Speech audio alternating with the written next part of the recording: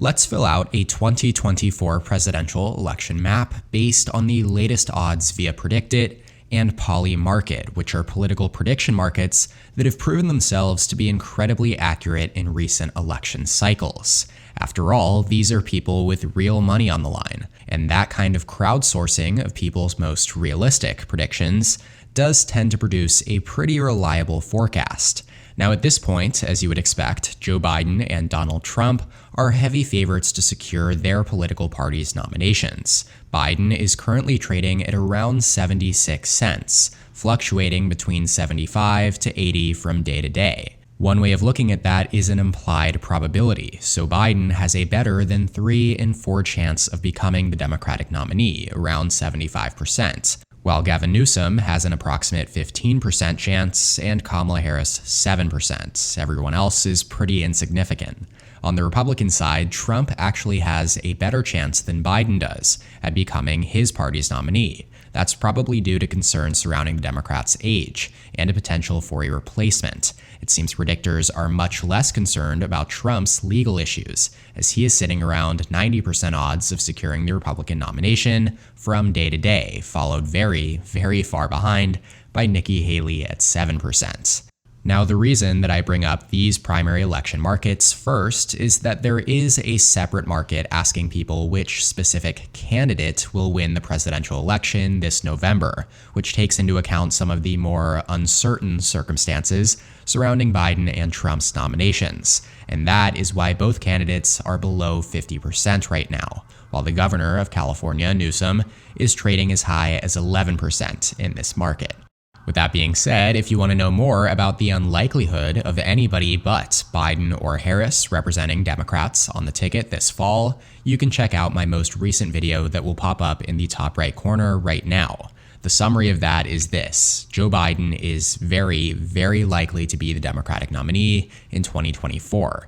And if he isn't, it will be Kamala Harris. Ultimately, the probability that we will see a Trump versus Biden rematch on the ballot in 2024 is incredibly high, which is why I find it best to look at the question asking people which party will win the election.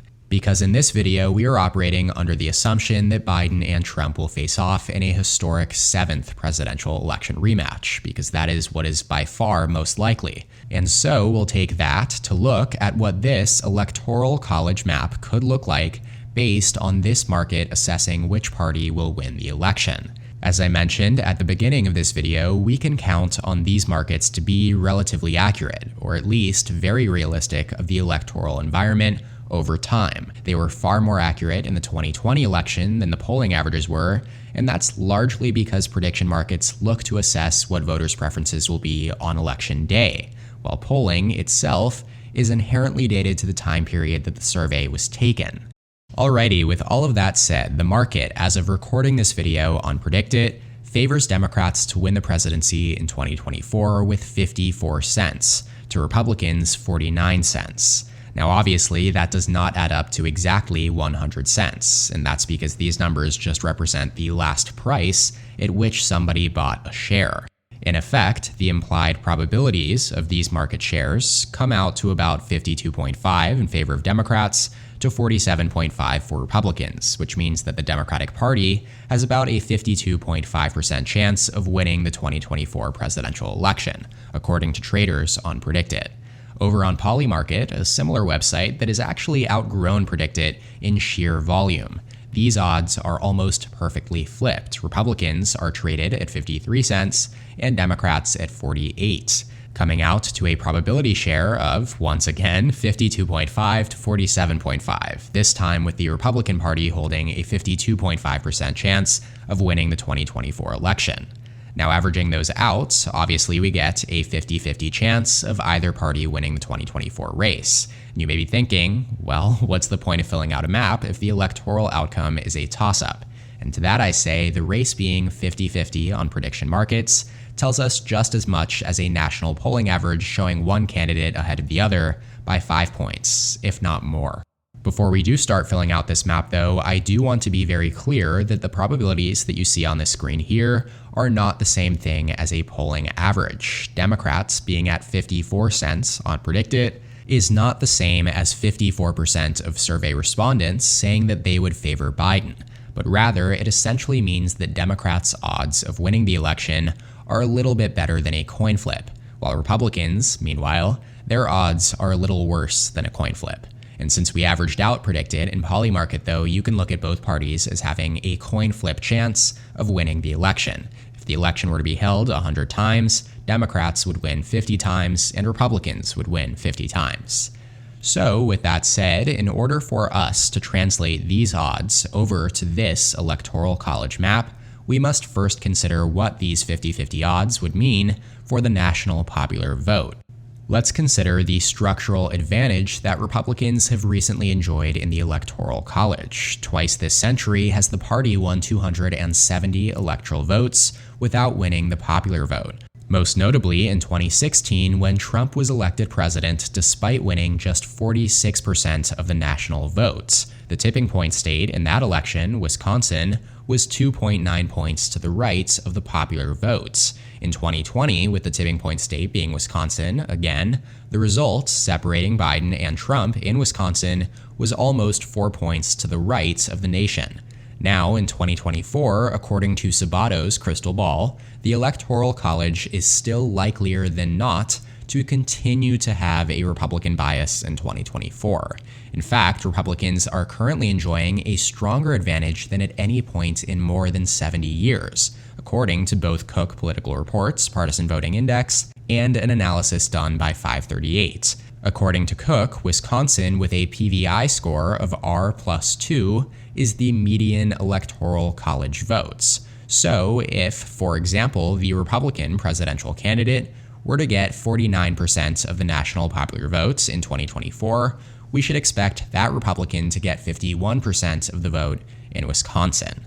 Fundamentally, what the Cook PVI score tells us is that a Republican presidential candidate can lose the national popular vote by a narrow margin and still win an electoral college majority. Democrats, meanwhile, do not have that same luxury. In fact, for Joe Biden to win in 2024, he almost certainly needs to win the popular vote by at least 3 points, but more realistically, 4 points, to feel confident that it will translate to an electoral college victory. So, with all of that being said, for the race to 270 in November to be a true 50-50 race, based on these odds we've compiled from prediction markets, the current national popular vote forecast implies a Biden popular vote victory of about 2 to 3 points. Obviously, this does not mirror what current polling averages are saying, that Trump is consistently leading Biden by a few points. But like I said, prediction markets are fundamentally different than polling averages. And so, if you're only interested in seeing a map based on polling averages, you can check out the video that will pop up in the top right instead.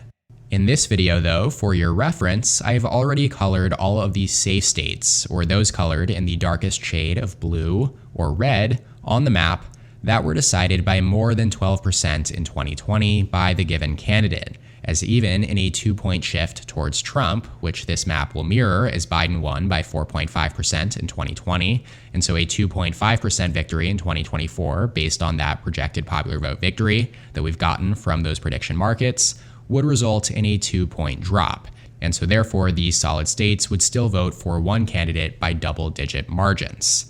Out of the not yet rated more competitive states, the likely states, on the other hand, will be those projected to be decided by 7 to 12 points. That's the next lightest shade of blue, or red. Lean between 2 to 7 points, the next lightest shade, and tilt for those between 0 to 2%. With the safe, or solid states allocated to Biden and Trump, the incumbent Democrat holds an 191 to 122 electoral college vote advantage. Let's go through each of these 17 competitive states, plus the second districts in Nebraska and Maine, constituting 225 decisive electoral votes, one by one. One more thing I should note, definitely before I get started, is rather than simply shifting every state 2 points to the right, I have also accounted for each state's individual trend in recent election cycles. As we know, each state is unique, and there are countless reasons why they may swing one way or another by a couple of points in any given election. This projected relative trend, which you can see here on your screen via this spreadsheet that I made, takes into account how each state has trended since the 2012 and 2016 elections. It also accounts for a state's elasticity score, which is a measure of how responsive a state is to national trends. A very elastic state is prone to big shifts in national voter preferences, while inelastic states don't blow as much with the political winds. For example, the elasticity score for Iowa is 1.13. This means that for every 1 point the national political mood or environment moves towards a party, in this case 2.5 points towards Trump, the district is expected to move 1.13 points towards that party. All things considered, these data points have been compiled to produce the numbers in this projected trend column, which is essentially how much a state is expected to shift toward a party in 2024, independent of the national environment. I have added this number to a 2-point overall shift towards Republicans multiplied by the elasticity score, so that a state with a higher elasticity would move even further towards Trump than just the 2.5 points we have projected based on the prediction markets, while one that is less elastic would move less. And finally, I have tied this into recent results. I have added that projected shift to the 2020 election results in the state to produce this adjusted result column. The margins in that column is what we will be using to fill out this map. Let's start in the Northeast this time, because why not? We always go from left to right, so let's switch things up for a change. The state of Maine voted for Biden by 9 points in 2020, and it has a projected relative trend independent of the national shift of D plus 0.6. Therefore, the adjusted result here becomes D plus 7.3, as the 2-point national shift towards Trump drops to just a 1.7% shift in Maine specifically, considering the favorable demographic trend and relatively high elasticity of the state. So Maine will remain, pun intended, in the likely Democrat rating, as D plus 7.3 falls in the bounds of that category between plus 7 to plus 12. Maine's 2nd district, meanwhile, would shift from R plus 7.4 in 2020 to R plus 8.8 here in 2024. It has a projected trend of D plus 0.8, similar to the one in Maine, so the national shift towards Trump is again less pronounced here. Still though, Maine's 2nd district remains in the likely Republican category. In New Hampshire, D plus 7.4 in 2020, it would actually become more Democratic in 2024, D plus 7.8 to be exact, as the projected relative trend in New Hampshire is D plus 2.9. It shifted strongly in favor of Biden in 2020 after Clinton won it by just 0.3% in 2016. So New Hampshire remains likely Democrat, withstanding a national Trump shift, joining Maine. Down in Pennsylvania, one of the 6 absolutely pivotal battlegrounds in this year's contests, Biden carried the Keystone State by just over 8 points in 2020, his 4th narrowest margin of victory behind Wisconsin, Georgia, and Arizona. Pennsylvania's projected trend is R plus 1.2, coincidentally the inverse of Biden's 2020 margin, so that alone would cancel out his lead here, but then tack on the national Trump shift of 2 points, and the former Republican president actually wins in Pennsylvania on this map by exactly 2 points. Just enough to place the state above the tilt cutoff into the lean Republican category. In Virginia now, Biden secured the Commonwealth's 13 electoral votes in 2020 by double digits. It was D plus 10.1, the best performance by a Democratic presidential candidate here in Virginia since 1944. Its projected relative shift then, as you would expect, is D plus 1.4, and adjusted results therefore becomes D plus 9.7. Not much of a shift here, as Virginia remains likely Democrat. Just to the south in North Carolina, a perennially purple state that Trump won twice, most recently by 1.4% in 2020. Its relative trend is almost even at R plus 0.2, so its adjusted result becomes R plus 3.4, as North Carolina is actually one of the least elastic states in the country. So the 2-point Trump shift actually holds pretty firm. North Carolina becomes lean Republican from tilt Republican 4 years ago.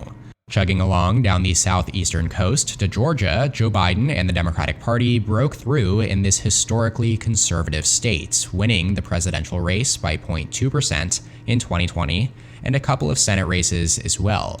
Georgia was R plus 7.8 in 2012 for Romney over Obama, So we have seen a pretty strong shift towards Democrats in recent years. Its projected relative trend is D plus 1.6, and since Georgia's elasticity score is just 0.8, the third lowest of any US state, the national shift of Trump plus 2 actually becomes smaller. All things considered, Georgia remains a Biden state in this forecast, at exactly D plus 0.2, down less than 0.005% from D plus 0.24 in 2020. It stays in the tilt Democrat territory. Finally, completing the southeastern coastal states, Florida could not be more different than Georgia, at least in terms of individual trend. It's shifted about as strongly towards Republicans in recent years as any state in the country. Trump's 3.4-point win in 2020 made it one of just 8 states where he did better than in 2016. And separately, the GOP won in landslide fashion in the competitive governor and Senate races in 2022. As you would expect, based on all of those data points, its projected relative trend is R plus 3.2, making its adjusted result in this scenario climb all the way up to R plus 8.6, a likely Republican margin. Let's take a little status update here in the race to 270 with 10 states remaining not yet rated. Biden's electoral college vote lead has narrowed to 226 in his column compared to 188 in Trump's column. 124 electoral votes are still up for grabs as we proceed back to the Great Lakes region starting in Ohio, where Trump was victorious by 8 points in 2020, just as he was in 2016. Ohio and Iowa were both part of the Obama coalition in 2008 and 2012 and have seen two of the largest pro-Republican shifts in recent years. The projected relative trend is R plus 3.3 in Ohio and R plus 3.7 in Iowa, meaning that Ohio's adjusted results with a national Trump shift factored in as well becomes R plus 13.3, making it a safe Republican state on this map.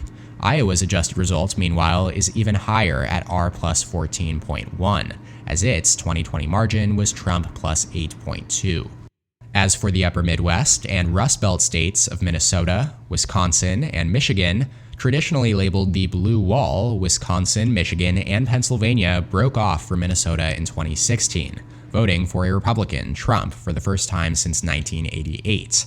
These states had previously backed the same candidates in every one of the elections since then, all Democrats.